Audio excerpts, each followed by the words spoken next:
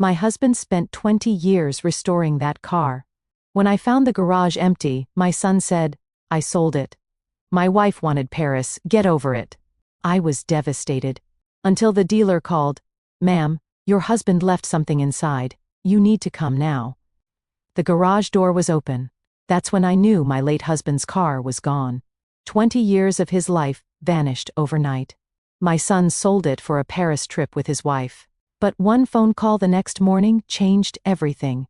The man on the line said he had Dennis's car, said there was something my husband wanted me to know, something he hid before he died. "My name is Carol, and this is how my dead husband saved my life and taught my son and his wife a lesson they will never forget." Before we continue, please leave a comment telling us where you're watching from and subscribe to Never Too Old channel. We're creating a community of people who know that our best chapters can happen at any age. Now, back to the story. The garage door was open. That's what I noticed first, standing in my kitchen with coffee going cold in my hands. I looked at it through the window above the sink. Just looked. The door rolled up, the space inside dark, even with morning light coming in. Dennis never left it open. 43 years of marriage, and he never once left that door open overnight. But Dennis was gone. 8 months now.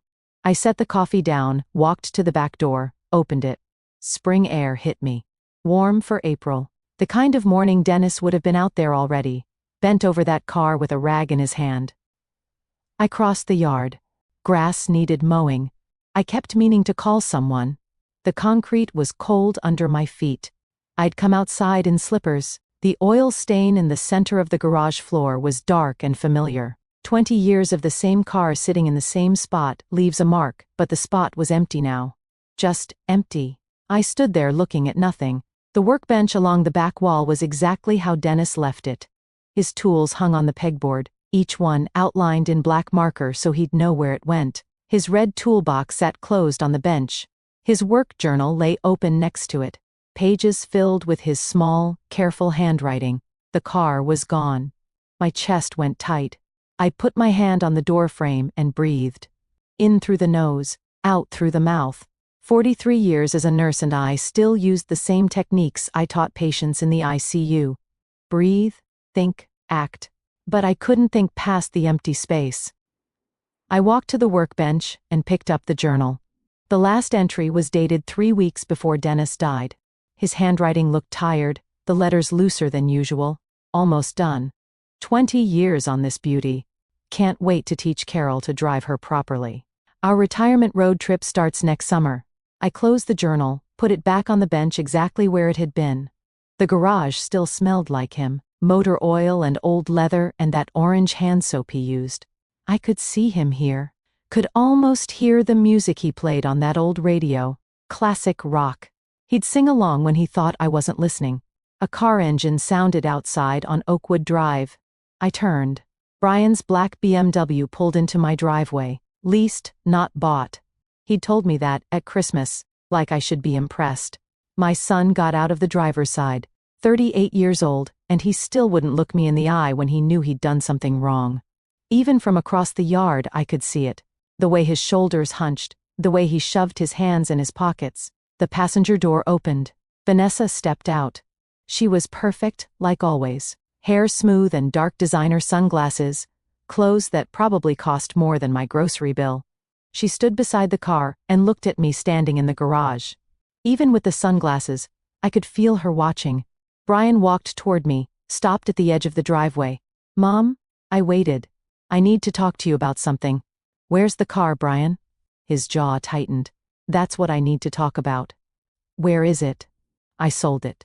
The words landed but didn't make sense at first, like he'd spoken in another language, and my brain needed time to translate. "You what?" "I sold it yesterday."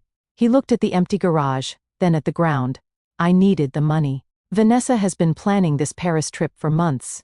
It's important for her business connections. I couldn't let her down." The tightness in my chest spread. My hands were shaking, so I crossed my arms. "That was your father's car." It was just sitting there. His voice went defensive harder. "Dad's gone." "Mom, you don't even drive it." It was his was past tense. Brian finally looked at me. His eyes were red around the edges. Tired. I got a good price for it too. $15,000. That's fair for a car that old. $15,000 for a car Dennis had spent every weekend working on. For a car he'd restored piece by piece over 20 years. For a car he'd promised would stay in the family. I wanted to yell. Wanted to grab my son and shake him until he understood what he'd done. But 43 years in the ICU taught me to keep my voice steady, even when everything inside was breaking. When did you take it? Yesterday afternoon. You were at the store. He still had his key. The one from when he lived here, before he moved out, before he met her. I never asked for it back. And Dennis always left the garage unlocked. Said he wanted to be able to get in there quick if he thought of something. You should have asked me. Would you have said yes? No, I wouldn't have. Vanessa walked up then. She moved like she owned the driveway, the yard, the whole street, stood next to Brian, and put her hand on his arm. Her nails were red and perfect. Carol, we're not discussing this. It's done. The car is sold. We leave for Paris tomorrow. I looked at her, really looked. She'd been married to my son for 2 years, and I still didn't know her. Didn't know where she grew up, or what her parents did, or anything real about her life before Brian. She smiled a lot, but it never reached her eyes. This is between me and my son. I'm his wife. What's between you and him is between all of us. Her voice was pleasant, reasonable, like she was explaining something simple to someone slow. Brian needed that money. The car was sitting unused. It made sense to sell it. It was his father's. His father is dead. She said it flat, matter of fact, and Brian is trying to build a life. We both are. Surely you understand that. I didn't trust myself to speak. Just looked at Brian. He wouldn't meet my eyes again. Vanessa's hand stayed on his arm, possessive. Well, send you photos from Paris, Vanessa said. She smiled. You'd love it there. The architecture, the museums, very romantic. The casual cruelty of that comment like she didn't know what she was saying. Or maybe she did. Brian shifted his weight. We should go. Still need to pack. Yes. Vanessa tugged his arm gently. We have an early flight. They walked back to the BMW. Brian glanced back once, just once. Saw me standing there in Dennis's garage with my arms crossed and my slippers on. Then he got in the car. Vanessa's window rolled down. Take care of yourself, Carol. Well, see you when we get back. The BMW backed out of the driveway and drove away. I watched until it turned the corner at the end of Oakwood Drive. Then I was alone. I went back into the garage, stood in the center where the oil stain was. The silence was different without the car, emptier. The morning sun came through the open door and lit up dust in the air. I picked up Dennis's journal again, opened to that last entry. Read his words about teaching me to drive, about our retirement road trip, about 20 years of work finally finished. His coffee mug was still on the shelf, stained from years of use, handle worn smooth. I'd washed it after he died, but couldn't bring myself to put it away. Everything was here except the car, his tools, his workbench, his radio, the smell of him in every corner, and the empty space where the Shelby should have been. I closed the journal and held it against my chest. The sun was warmer now. Somewhere down the street, a dog barked. A lawnmower started up. Normal sounds, normal morning. 8 months of being a widow, and I thought I'd cried all the tears there were. But standing in that garage, holding Dennis's journal, looking at the empty space our son had left, I felt them coming again. I locked the garage door, turned off the light, walked back to the house with the journal still in my hands. The empty space where the Shelby should be looked like a wound. The phone rang at 7 in the morning. I'd been awake since 4. I was sitting at the kitchen table with Dennis's journal open in front of me. Had been reading the same page over and over. The one where he documented replacing the carburetor. His handwriting so careful, his measurements exact. The phone kept ringing. Unknown number. I almost didn't answer. Hello, Mrs. Bennett. A man's voice rough around the edges, like he'd been crying. This is Tom Graves, from Graves Classic Auto. I have your husband's car. I sat up straighter. What? The Shelby? Your son brought it in Wednesday. I need you to come to the dealership, please, right now if you can. There's something Dennis wanted you to know. My brain tried to make sense of the words. I don't understand. Dennis was my friend, a good friend. His voice cracked. I was at his funeral. I should have spoken to you then, but I couldn't. I'm sorry. Please, Mrs. Bennet, can you come? I remembered him now. Vaguely, a man standing in the back at the funeral home, gray hair, dark suit. He'd left before I could greet anyone. Where are you? He gave me the address. Industrial area on the east side of town. I wrote it down on the back of an envelope. I'll be there in 30 minutes. I got dressed, jeans, and a sweater. Found my keys, drove across town with my hands tight on the steering wheel. The morning traffic was light. I passed the hospital where I'd worked for 40 years. The parking lot was already full. The industrial area was all concrete and metal buildings. I found Graves' Classic Auto at the end of a long street.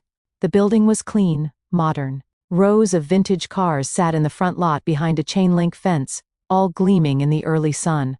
A man stood outside the main entrance. Gray hair, maybe 65, jeans and a button-down shirt. He was watching for me. I parked and got out.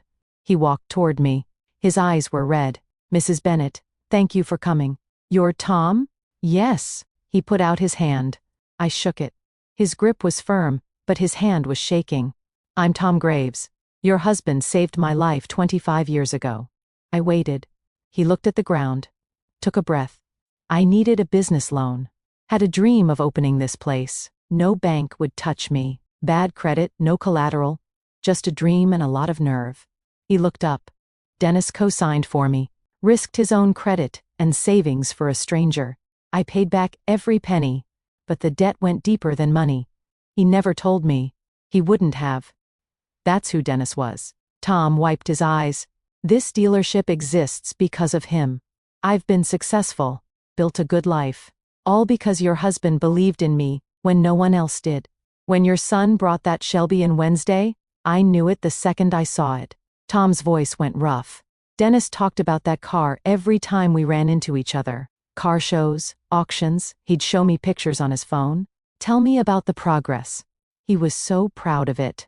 Brian said he sold it. He did to me. Tom looked sick. Your son had no idea what he was selling. I asked him if he knew the value. He said, 15,000 sounded fair. My stomach dropped. What's it really worth? Tom met my eyes. Around $180,000. It's a documented 1967 Shelby GT 500, one of 2,048 ever made. Dennis restored it to museum quality. The number didn't make sense. Couldn't make sense. 180,000. Yes, ma'am. Brian sold it for 15. Yes. I sat down on the curb. Just sat. Tom sat next to me. We stayed like that for a minute, neither of us talking. I bought it from him, Tom said finally. Paid him the 15,000 because he was desperate. Said something about a Paris trip with his wife. But Mrs. Bennet, that car was never mine to keep. Why are you telling me this? Because Dennis made me promise 2 years ago. Tom stood, held out his hand to help me up. Come inside. There's something you need to see. He led me through the building to the garage. The space was huge. White floors, bright lights overhead. 3 cars sat in a row under covers. Tom stopped at the last one, pulled the cover back. The Shelby sat there gleaming, burgundy paint perfect, chrome shining. I walked toward it slowly, put my hand on the hood. The metal was cool and smooth. I could feel Dennis in every line. I opened the driver's door, sat in the leather seat. It smelled like the garage at home. The steering wheel was worn where his hands had gripped it. Tom leaned against the doorframe. 2 years ago, Dennis asked me to help him install something. A hidden compartment. I looked up. Why? He said if anything ever happened to him, I needed to make sure you knew about it. Made me swear. Tom gestured to the dashboard behind the radio. I didn't look inside. He said, "This was for you, and only you." My heart was pounding. Tom showed me how to release the panel. Press here, pull there. The radio face came away, and behind it was a space, dark and hidden. Tom stepped back, walked out of the garage, left me alone. I reached into the compartment, my hand touched paper. I pulled out a manila folder, thick and heavy. Under it was a sealed envelope, My name on the front in Dennis's handwriting. And at the bottom, a small wooden box with a key inside. I opened the envelope first. Dennis's handwriting filled the page. Dated 2 months before he died. Carol, if you're reading this, I'm gone. I'm sorry I didn't tell you while I was alive. You would have wanted to handle it together, and I know that. But I needed to protect you from this, until I had proof. I've been investigating Vanessa for 18 months. She's not who she says she is. Her real name is Vanessa Cortland. She's done this before, twice that I've found so far. In this folder is everything I've gathered. Photos, documents, contact information for her previous victims. Their stories are the same. She targets men with aging parents and family assets. She's going to target our house, Carol.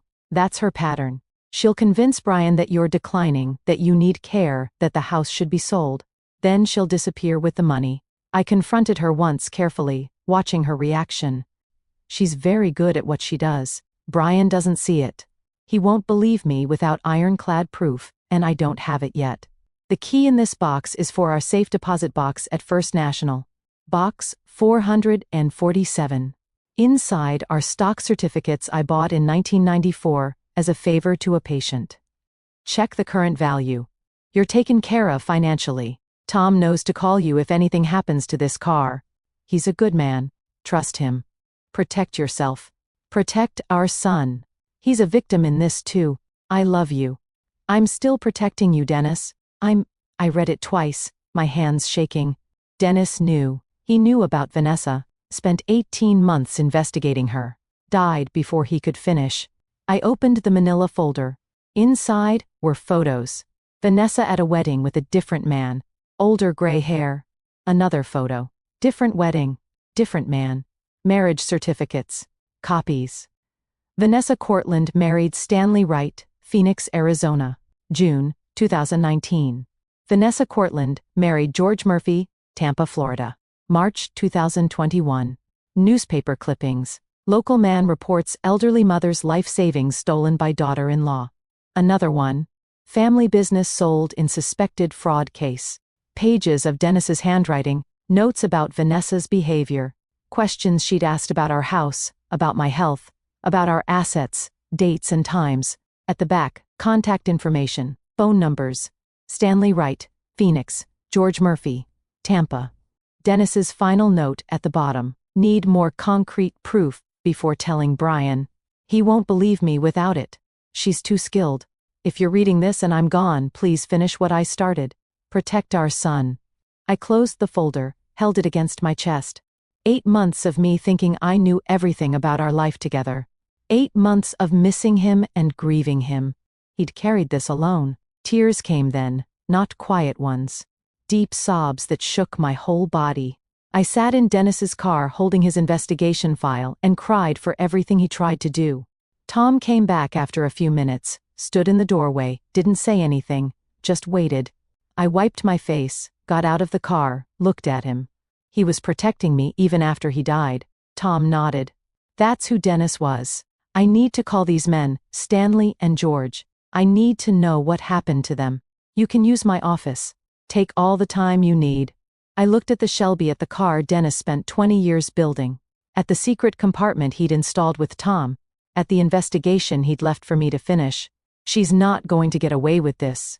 No, Tom said. She's not. Stanley Wright answered on the third ring. His voice sounded tired, like he'd been expecting this call for years. I was in Tom's office. The door closed. Phone on speaker so Tom could witness. My hands were shaking as I dialed. Hello, Mr. Wright. My name is Carol Bennett. I'm calling because my son is married to a woman named Vanessa Cortland. Long silence on the other end. Then a heavy sigh. I wondered when this call would come. I gripped the edge of Tom's desk. Can you tell me what happened? Stanley was 58 years old. He told his story slowly, each word careful, like he'd practiced what to say if someone ever asked. He met Vanessa in the spring of 2019 community center, where his mother volunteered. Vanessa was helping organize events. Charming, attentive, started talking. She seemed genuinely interested in him. His wife had died 3 years before. He was lonely. They dated. She was patient, understanding. made him feel seen again. Married 6 months later. His mother had concerns, said something felt off. Stanley dismissed it. Thought she was being overprotective. After the wedding, Vanessa started with small comments. Your mother seems to be slowing down. Have you noticed? She forgot my name yesterday. Is that normal? I'm worried about her driving. What if something happens? Stanley started noticing things he hadn't before. Normal aging suddenly looked like decline. Vanessa would find articles about dementia, leave them where Stanley would see them. Articles about elderly falls, injury risks. Over months, she built a case that his mother wasn't safe. Then she found a memory care facility, the best in the state. She deserves the best, $20,000 a month. Only way to afford it was to sell his mother's house. Stanley convinced his mother it was for her safety. Sold the house she'd lived in for 42 years. $280,000. Money went into a joint account with Vanessa. His mother moved to the facility a few months after the wedding. 2 weeks later, Vanessa disappeared. Cleaned out the account. Every penny, left no forwarding address, changed her phone number. Stanley tried to track her, filed police reports, but the money was in a joint account, technically legal. His mother died 6 months later. Stanley's voice cracked. She kept asking when she could go home. I kept telling her soon, but there was no home anymore and no money to get her one. I closed my eyes. I'm sorry. Mom was fine, Mrs. Bennett. A little forgetful, but fine. She didn't need that place. She needed her home. He paused. Whatever Vanessa is telling your son about you, don't believe it. Document everything. She'll start small little comments about you forgetting things, being tired, then she'll escalate. Thank you for telling me. Stop her, Stanley said. Please don't let her do to another family what she did to mine. I hung up, sat there staring at the phone. Tom brought me water. I drank it, dialed the second number. George Murphy answered immediately. George Murphy. I introduced myself. Same opening, he sighed. Vanessa Cortland. Yeah. I've been waiting for someone to call. George was 61. His story was different, but the pattern was the same. Met Vanessa at his father's funeral in early 2021. She was there supporting a friend, she said. Found George afterward. Expressed condolences. She understood grief. Said she'd lost someone too. They talked for hours. She helped him through the darkest time. Started dating a month later. His friends said it was too soon. He didn't care. Vanessa made the grief bearable. Married 8 months later. His father had owned a small auto repair shop for 40 years. George inherited it, but didn't want to run it. Too many memories. Vanessa suggested selling. It's too much stress. Sell it. Well, take the money, travel, heal together, start fresh. Made sense to George at the time. Sold the shop for $195,000. Money went into a joint account. 3 days after the check cleared, Vanessa was gone, completely vanished. George tracked her through credit card records to Costa Rica. By the time he got there, the money was gone, laundered through multiple accounts, impossible to recover. She targets men with aging parents and family assets. George said that's her specialty. She researches them first, knows everything before she even introduces herself. He paused. Does your son have access to your house? Your finances? Not yet, but she's been setting the stage. Then, you have time. Stop her before she gets him to sign anything.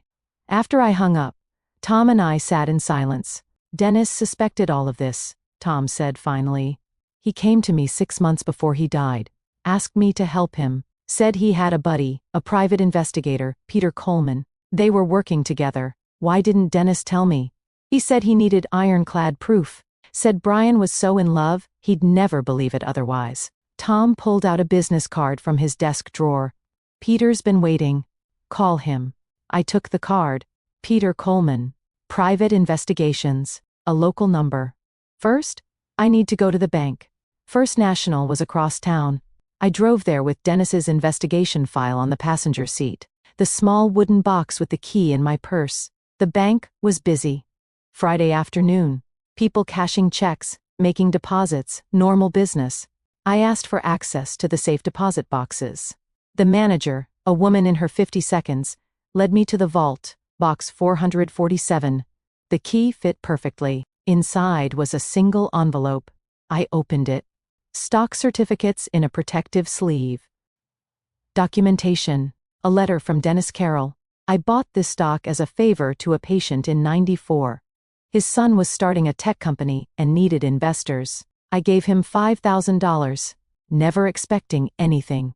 The patient died the next year and I honestly forgot about these certificates.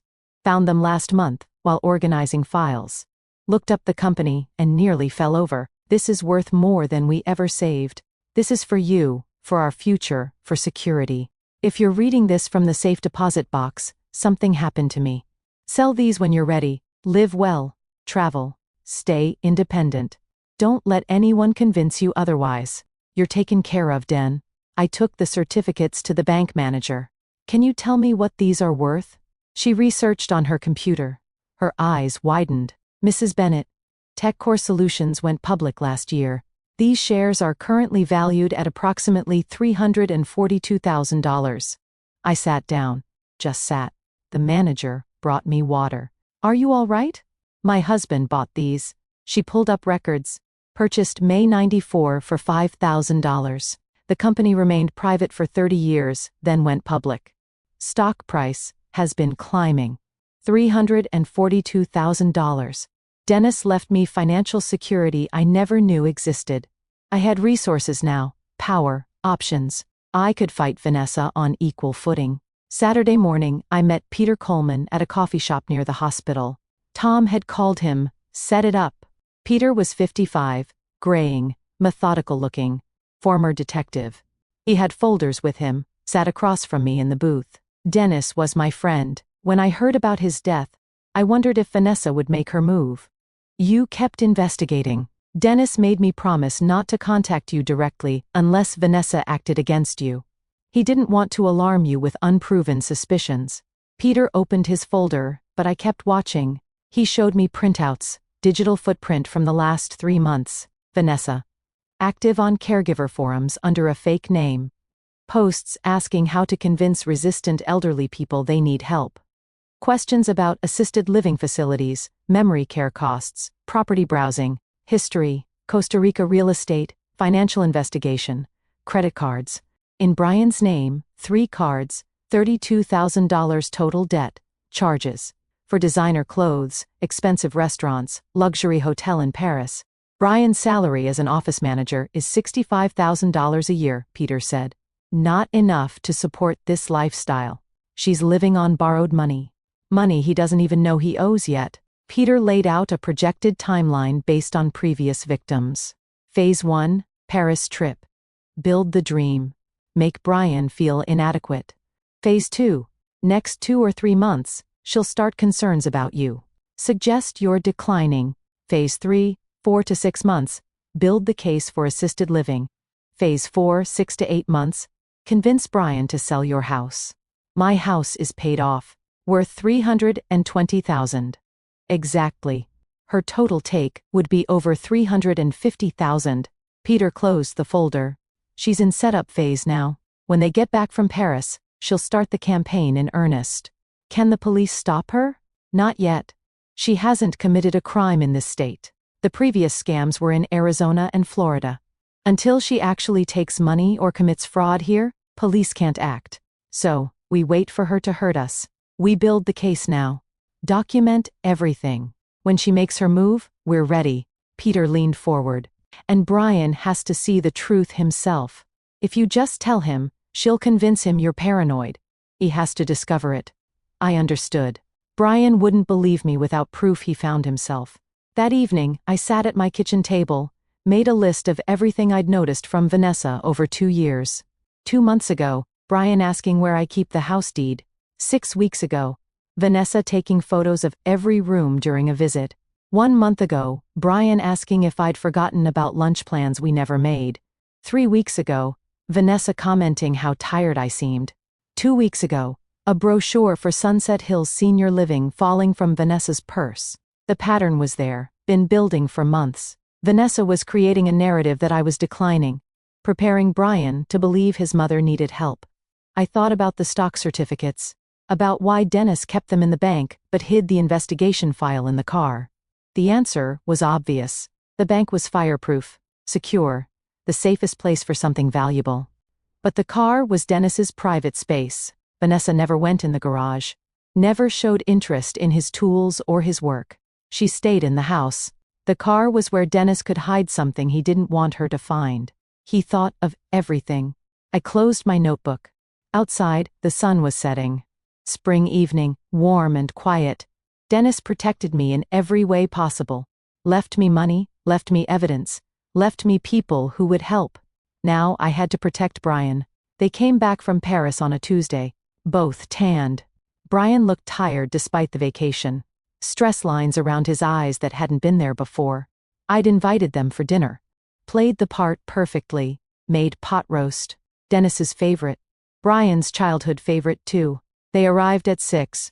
Vanessa in clothes I'd never seen before. Silk blouse, designer jeans, expensive bag. I hugged Brian at the door. He held on a second longer than usual. Vanessa's hug was quick, performative. We sat at the kitchen table, the same table where I'd raised Brian. The same chairs Dennis refinished 20 years ago. Vanessa controlled the conversation from the first minute. Paris was beautiful. The hotel in the Marais was stunning. They had lunch near the Louvre, dinner at a restaurant I couldn't pronounce. She painted a picture of the life they deserved, the life they should have. It was wonderful, Vanessa said. But it made me realize how much we're missing out on. Brian works so hard, and we have so little to show for it. She looked at me when she said it, the meaning clear. I kept my face neutral past the potatoes. Brian jumped in. Mom, you should think about traveling too, seeing things. Maybe someday. Vanessa leaned forward. Carol, this house is really too big for one person. Have you thought about downsizing? Maybe something more manageable. There it was, the first direct move. I'm managing fine. This is my home, of course. Vanessa's smile was pleasant, reasonable. We just care about your safety. The stairs, the yard work. It's a lot for someone your age. Brian nodded along. We worry about you here alone, Mom. I noticed. He said, we, not I. Vanessa's words coming out of his mouth. I appreciate the concern, but I'm fine. Vanessa let it drop. But I saw the calculation in her eyes. Seeds planted. She'd push harder next time. After dinner, we moved to the living room. Coffee and the apple pie I'd made. Vanessa excused herself. Bathroom down the hall. She was gone 10 minutes. I waited 5, then excused myself, found her upstairs near Dennis's old office. The bathroom door was open and empty behind her. She jumped when she saw me. Oh. I got turned around. This house has so many rooms. The bathroom is downstairs where it's always been. She laughed, touched my arm, of course. Silly me. Too much wine with dinner. I led her back downstairs, said nothing more. They left an hour later. Vanessa all smiles. Take care of yourself, Carol. Well, visit again soon. Brian hugged me. Goodbye. Love you, Mom. I watched them drive away, then went straight to my notebook, wrote down every detail while it was fresh. Wednesday morning, I called Brian. I need to talk to you about something. Can you come by? Just you. What's it about? Your father. Something I found in his things. Silence on the other end. Vanessa and I don't keep secrets, Mom. This is between you and me. Please, Brian. Long pause. Okay. This afternoon, I have to tell Vanessa where I'm going. That's fine. He arrived at 3 alone like he'd promised, but he looked nervous getting out of the car. I had coffee ready. Dennis's investigation file on the kitchen table. Brian saw it, and his shoulders went tight. Mom, if this is about the car again, sit down, please. He sat, arms crossed, defensive before I'd even started. I took a breath, used my ICU nurse voice, calm, authoritative, factual. Before I show you anything, I need you to listen. Really listen? Can you do that?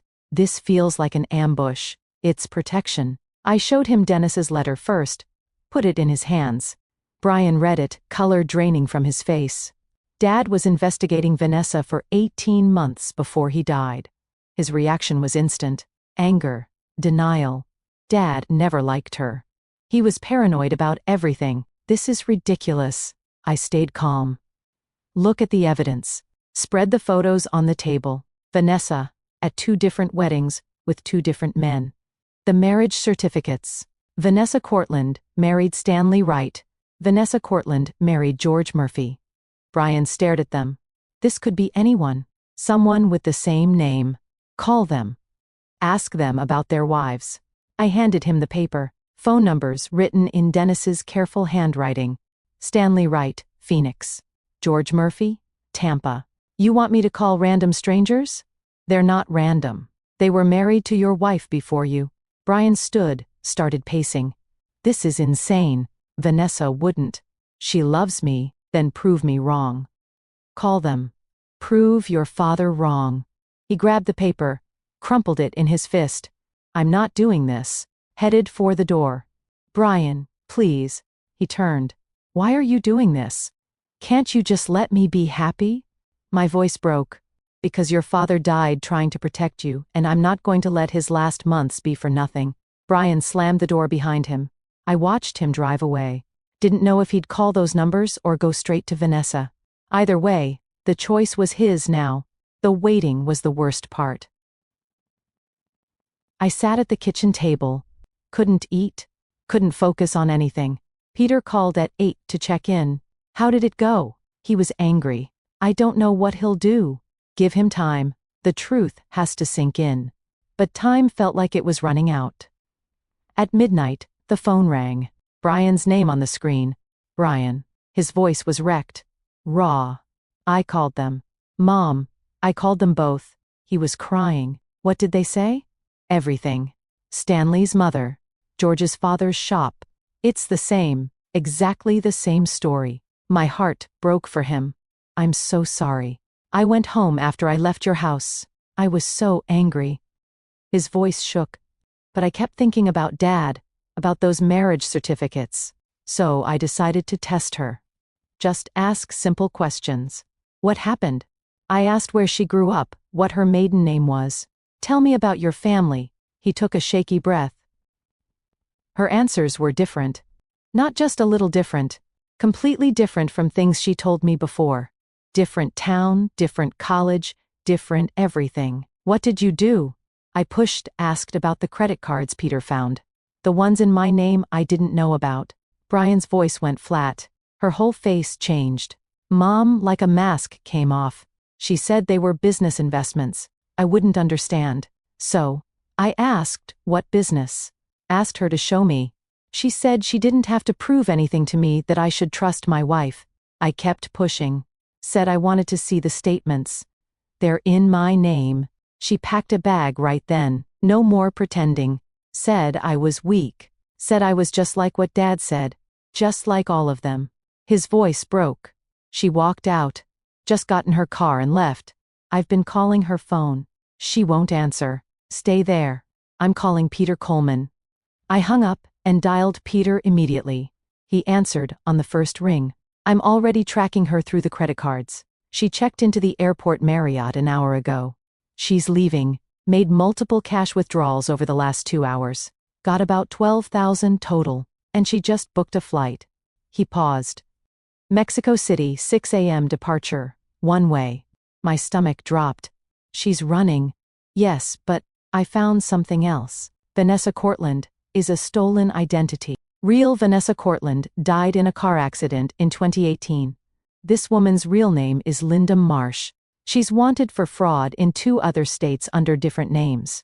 Can the police stop her? I've been in contact with detectives in Arizona and Florida.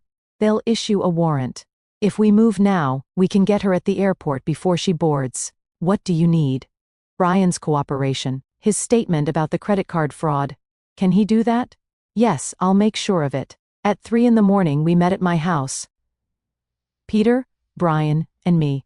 Brian looked destroyed. Red eyes, hadn't slept. He sat at the kitchen table while Peter laid out the situation. Vanessa is leaving on a 6 a.m. flight. Police are ready to arrest her on outstanding warrants, but we need your statement about the forged credit cards. This means it gets public, Peter said. You'll have to testify. Are you ready for that? Brian looked at me.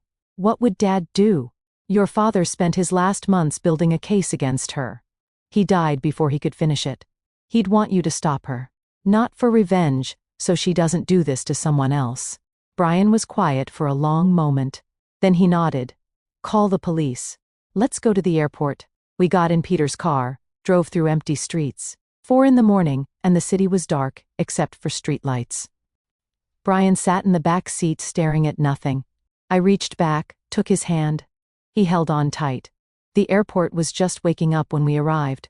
Coffee shops opening, fluorescent lights harsh overhead, business travelers pulling luggage, looking tired. We stood behind a column near security. Peter positioned us where we could see, but stay back. Police were already there. 2 detectives in plain clothes near the checkpoint. Brian hadn't spoken since we got in the car, just stared ahead. I stayed close to him. 5:30. The security line started filling. Then Vanessa appeared. 2 large suitcases, designer coat, sunglasses despite the early hour. Hair perfect. She looked like someone going on vacation. Calm, confident, phone in one hand, boarding pass in the other. She got in the security line, pulled her luggage forward. The detectives moved. Ma'am, we need to speak with you. Vanessa turned, saw them for just a second. Her face changed. Then she smiled. Is there a problem, officers? The detective showed his badge. We have a warrant for your arrest, Linda Marsh. Vanessa's smile froze. I don't know who that is. My name is Vanessa Bennett. Ma'am, please step aside. Vanessa looked around, calculating, saw the other detective blocking the exit. She ran, dropped her luggage, kicked off her heels, ran in stockings across the polished floor. Airport security caught her before she made it 20 feet. Tackled her at the departure board. She fought, kicking, screaming, "Get off me! I haven't done anything!" People stopped, watched, phones out. Police handcuffed her right there on the floor, read her rights while she thrashed. A detective opened her abandoned luggage. Right there, at the security checkpoint. Inside the first suitcase were clothes, toiletries, normal travel items. Inside the second were stacks of cash, rubber banded. $48,000, the detective would tell us later. A passport with her photo, but different name, Linda Brennan. Documents, bank account numbers, external hard drive. The detective held up the passport. Want to explain this? Vanessa spat at him. They lifted her to her feet. She was still fighting when she saw us, saw Brian standing 30 feet away. Me beside him. She went completely still. Then her face transformed. Pure rage. You. She lunged toward him. Police held her back. You did this. Brian flinched. You're pathetic. Vanessa screamed. Weak. Stupid. Just like the others. You really thought someone like me would want you? You're nothing. Nothing. I stepped in front of Brian. Not much. Just enough. Vanessa turned on me. And you, interfering old woman. This was mine. My score. 3 years I spent on this. You should have minded your own business and died already. Her voice echoed through the terminal. People staring, recording. I didn't react. Just stood there. Kept my hand on Brian's arm. Police dragged Vanessa away. She was still screaming threats, her voice fading as they took her through security doors. Then she was gone. Brian stood frozen, shake. Let's go home, I said. 2 weeks later, we were at the police station giving formal statements. Detective Ramirez explained what they'd found. Vanessa's real name was Linda Marsh. Born in Ohio, started running cons at 20. Small scale at first, graduated to identity theft and elder fraud. Vanessa Cortland was a stolen identity. Real Vanessa Cortland died in a car accident. Linda stole her identity and used it for the last 6 years. 5 previous victims they'd found so far. 2 before Stanley, the pattern going back 8 years. Charges filed in 3 states, Arizona, Florida, and here. Identity theft, fraud, theft by deception, forgery. The prosecutor expected a plea deal. 12 to 15 years federal prison. Stanley Wright and George Murphy's cases were reopened with new evidence. They might recover some funds through civil suits. Brian's credit card debt was mostly forgiven. Fraud claims approved. 1 month later, Brian showed up at my door with 2 suitcases. Can I stay here just for a while? Of course. He took his old room. Same room from high school. Posters still on the walls, football trophies on the shelf. Divorce was granted. Annulment, actually. Marriage never legally valid. Vanessa married under a stolen identity. Brian started therapy, twice a week, Tuesday and Thursday evenings. Some days he was okay, made breakfast, helped around the house, smiled occasionally. Some days he barely spoke, stayed in his room, came out only for meals. I didn't push, just kept the space safe, made his favorite foods, left lights on, kept coffee ready. Years as a nurse taught me about healing. It's not linear, it's messy, it takes time. 2 months after the airport, the prosecutor called. Vanessa took the plea deal. 12 years federal prison. I told Brian over dinner. He just nodded, didn't say anything. That Saturday, I found him in the garage. He was sitting on Dennis's old work stool, holding the work journal, tears running down his face. I stood in the doorway, waited. I found this on the workbench. His voice was thick. Started reading. He opened to a page from years ago. Dennis's handwriting filled it. Taught Brian to change the oil today. He's 12. Old enough to learn. His hands are still small, but careful. He listened to every word. So proud of him. Brian's hands shook, holding the page. Another entry from later. Brian came by to help with the engine rebuild. We worked all afternoon. Barely talked. Didn't need to. These are the days I'll remember. I barely remember this, Brian said. Working on the car with him. I was so young. I sat on the workbench beside him. He loved those days. Talked about them all the time. I sold his car. Brian's voice broke. The car he spent 20 years on for $15,000 for a trip to impress a woman who was planning to destroy our family. You didn't know? I should have known. Dad tried to warn me. Those last few months he kept asking about Vanessa, about our plans, about money. I thought he was being controlling. He wiped his eyes. Last conversation I had with him, we argued about her. I told him to back off, to let me live my life. He died a week later. I never apologized. My throat was tight. He knew you loved him. Brian shook his head. How could he? I chose her over him, over you, over everything he taught me. I pulled out the letter Dennis had left in the car, the one about needing proof before telling Brian. I'd been carrying it with me, waiting for the right moment. Read this. Brian took it. Read Dennis's words about not wanting to break his heart without ironclad proof, about loving him, about Brian being a victim too. He understood, I said. He knew Vanessa was good at what she did. He didn't blame you.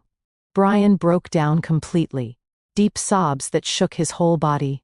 I held him all those years being a mother, holding my son through every pain.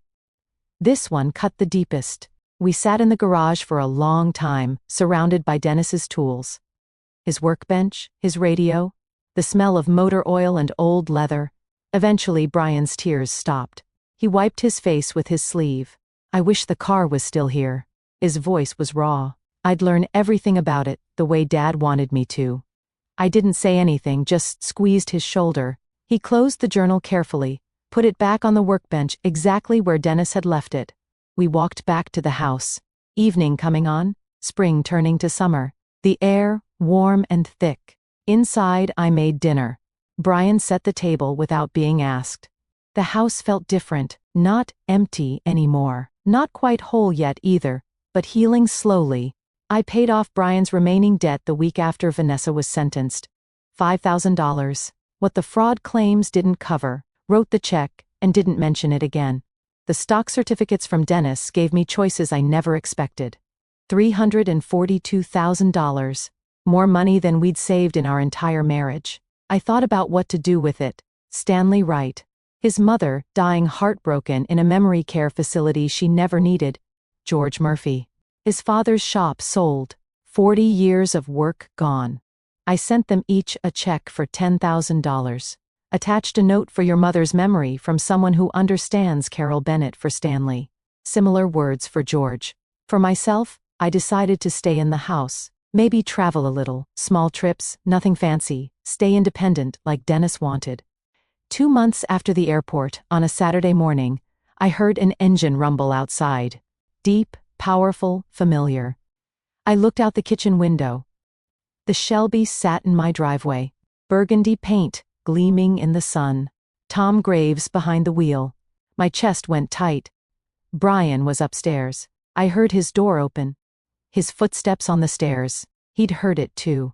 We both walked outside, stood on the front porch.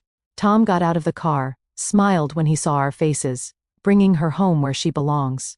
Brian stared at the car, couldn't move, couldn't speak. Tom walked toward us, held out the keys to me. This was never mine, Mrs. Bennett. Dennis built it for you. I tried to find words. Tom, you paid Brian $15,000. I know. Tom shook his head. But this car is worth more than money. Dennis would want you to have it, want Brian to learn it. That's what matters. Brian's voice came out rough. I sold it. I threw it away. Tom looked at him. You were a victim too. Your dad knew that. That's why he built the case to protect you. Tom handed me the keys. Dennis told me once that this car was never really his. It was always meant for his family, for the people he loved. He gestured to the garage. You want help backing her in? We opened the garage door together. Tom backed the Shelby into its spot, the same spot it had left months ago. The oil stain on the concrete still there. The engine shut off. Silence settled. Then the garage smelled like it should again. Motor oil. Old leather. Dennis. Tom got out, stood looking at the car for a moment. He'd be proud of what you did, he said to me. Stopping her protecting your son. He looked at Brian. And he'd be proud you came back. That you're healing. Tom left after coffee, hugged us both. Brian and I stood in the garage after he drove away. The Shelby between us. I can't believe it's back, Brian said. Neither can I. He touched the hood, ran his hand over the smooth paint. I don't deserve this. Dennis thought you did. That's enough. 3 months later, on a Sunday morning, we started. Brian brought Dennis's work journal to the garage. I brought coffee. We opened the hood. Stood looking at the engine Dennis had rebuilt, piece by piece. I don't know where to start, Brian said. I opened the journal, found the page marked, Teaching Brian. Dennis's handwriting clear and careful. Start with the oil, I read. Check it first, every time. Before you drive her, know she's ready. Brian found the dipstick, pulled it, checked the level like the journal showed. His hands were steadier now. 3 months of therapy showing. We spent the morning going through the car together, checking fluids, examining filters, testing systems, physical, methodical work, following Dennis's notes step by step. Brian's confidence grew as the hours passed. I saw Dennis in his movements, the careful attention, the gentle touch with tools. By afternoon, Brian was smiling, really smiling. I forgot how much I loved this, he said, being in the garage working with my hands. Your father loved these days with you. I remember more now. Little things. The way he'd explain everything twice to make sure I understood. The way he'd let me try even when I made mistakes. He closed the hood carefully. I'm going to take care of this car the way he wanted. Well, take care of it, I said. 4 months after Tom brought the car back, I decided it was time. Saturday morning, spring turning to summer. I stood in the garage with the keys in my hand. Brian came out. You ready? I think so. We got in. Brian, passenger seat. Me, behind the wheel. The leather seat was cool under me. The steering wheel worn where Dennis's hands had gripped it for 20 years. I adjusted the mirrors. Checked everything like the journal taught us. Started the engine. The Shelby roared to life. Deep rumble I could feel in my chest, the sound of Dennis's work, his patience, his love. I backed out of the garage carefully. Brian's hand on the door handle, nervous but trusting. Drove down Oakwood Drive, windows down, warm air coming through, the engine purring smooth and powerful. Brian laughed. Dad would lose his mind right now in the best way. He taught me to drive when I was 17 on a stick-shift Ford. I stalled it 6 times. He never got frustrated. This is easier. We drove with no destination. Through town, past the hospital where I'd worked, past the high school where Brian played football, just driving. The Shelby responded perfectly. 20 years of restoration paying off in every turn, every shift, every mile. After an hour, I headed home, pulled into the driveway, backed the car into the garage. Perfect fit. Like it never left. I turned off the engine, sat in the quiet after. Dad would be so proud of you, Brian said. Of us? I corrected. That evening, I made dinner. Brian came down and helped with the vegetables, chopping them the way Dennis used to. The house was quiet, but not empty. The garage full again, Dennis's tools on their pegboard, his journal on the workbench, the Shelby in its place. I looked out the window at the garage, thought about Dennis's letter. I'm still protecting you. The investigation he'd built, the stalks he'd left, Tom keeping his promise. Dennis loved me enough to prepare for everything.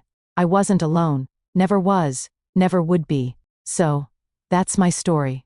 I'd love to hear what you think. Would you have been able to forgive your child for selling something that precious? Let me know in the comments, and subscribe for more stories like mine.